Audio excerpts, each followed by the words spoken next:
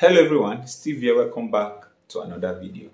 Today we are talking about the UMIDIGI A13 Pro. In this video I'll be telling you all you need to know about the device. Now before we go into the review, I want to appreciate everyone that are already part of this family. But if you are new here and you have not yet subscribed to the channel, please consider hitting the subscription button below. Our current target is just 3,000. So please hit the subscription button below and push us to this target. Now, this is for the lucky ones. UMIDIGI is giving away 6 smartphones, including the A13 Pro. And I'll share more details on that before the end of the video. The A13 Pro came in a yellow box, and these are the items you'll find when you open the box. A 10-watt wall charger, a good-looking USB Type-C cable, a beautifully designed envelope carrying your SIM ejection tool, and a user manual. Then, the UMIDIGI A13 Pro itself. The color on here is Sun Glow Gold, and the model has 4 GB RAM and 128 gigs of built-in storage. There is also a Stereo Black and a Galaxy Blue color options as well, and both are available with either 4 or 6 gigs of RAM and 128 gigs of built-in storage. The display on the UMIDIGI A13 Pro is 6.7 inches diagonal, and it has 720 by 1650 pixels, outputting about 268 pixels per inch. The screen looks cool, and the added overhead notch makes it look recent, but a dot notch would have been better though. Icon and text on the screen are sharp, and the overall color rendition is great.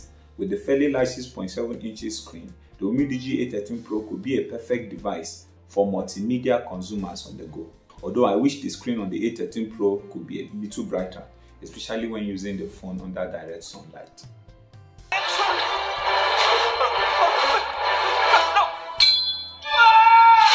Now, to be honest, I love the design on the UMIDIGI A13 Pro. The phone looks very flat all through. Flat on the front, flat on the rear, and flat even on the sides. It could even stand on its own. Wow! At the point, I was not sure if this frame was plastic. I thought it was actually metal, so I had to bring in a magnet to determine that it was actually plastic, but it looks so solid. On the right hand side of the frame, there is the phone's power button, which also doubles as a fingerprint scanner, and if properly set up, it unlocks the phone very fast, even without an actual press on the key.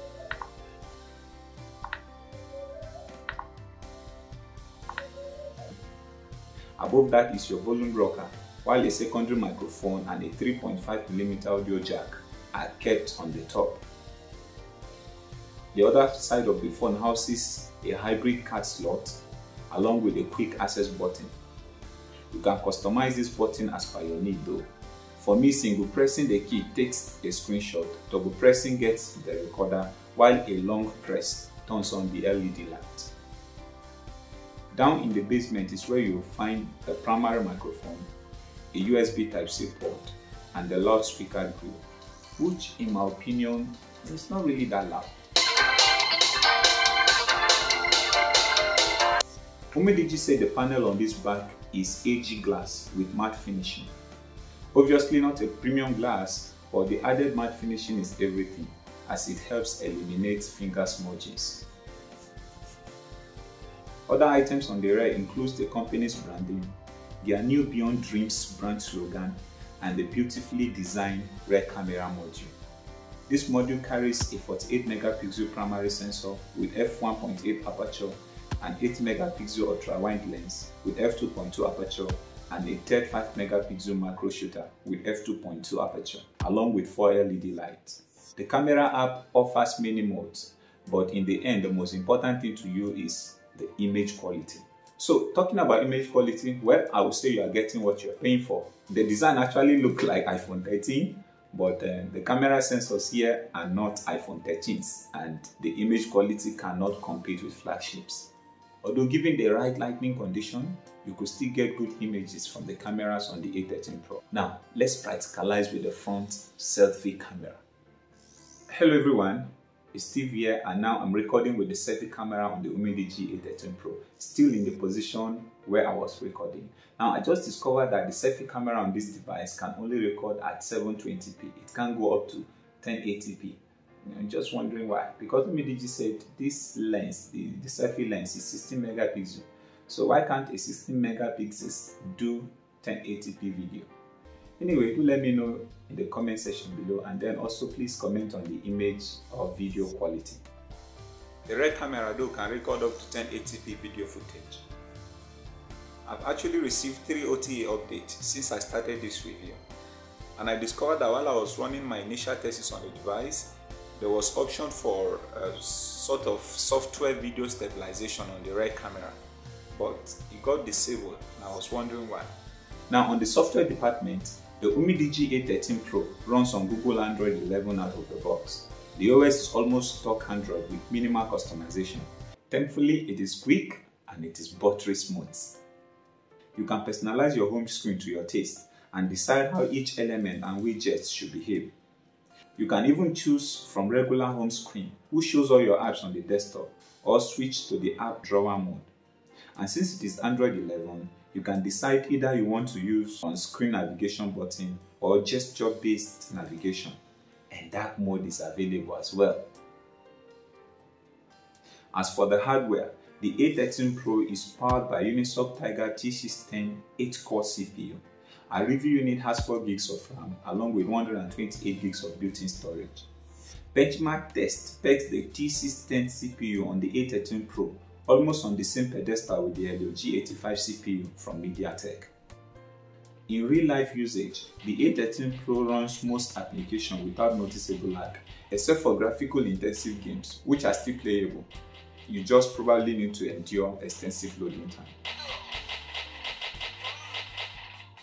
During an extensive gameplay, the phone might warm up a little, but this is absolutely fine, trust me, and you may not even notice it, especially when the TPU case is on.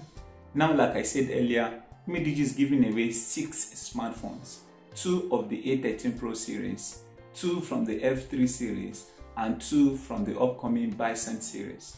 Now, to participate in the giveaway, all you need to do is to follow the link in the description below. Who knows, it might be your lucky day. Now, when I started testing out the UMIDIGI A13 Pro, I was a little skeptical as to what to expect from the device battery-wise. Reason being that I've never used a phone running this CPU before, but I must say that this Tiger T610 is a well-optimized CPU. The battery on the UMIDIGI A13 Pro is 5150 mAh. The phone came with around 70% battery power out of the box, and it took almost 2 whole days before I had to charge it up. One important thing missing here though is the absence of fast charger. Only a 10-watt wall charger is available out of the box, and even though it charges over USB Type-C, it still takes above 2 hours to push the phone battery from 0 to 100%. As I'm recording this video, the A13 Pro retails on Aliexpress for $150. That is about 75,000 naira in Nigeria for the base model with 4 gigs of RAM and 128 gigs of internal storage. UMIDIGI said this device, the A13 series, are born to shine. But is this price good enough to burn the A13 Pro to shine? Well, I think I would say yes, considering the battery stamina, the display, and the build quality. But the A13 Pro could even shine more if UMIDIGI can improve the loudspeaker output, add 1080p video recording to the selfie camera, probably through a future update. Now, those are my take on the UMIDIGI A13 Pro. I'd like to hear your opinion in the comment section below. And if you want to support this channel, hitting the like and subscription button below is much enough. My name is Steven with Droid Africa, and I will see you in the next one. Bye.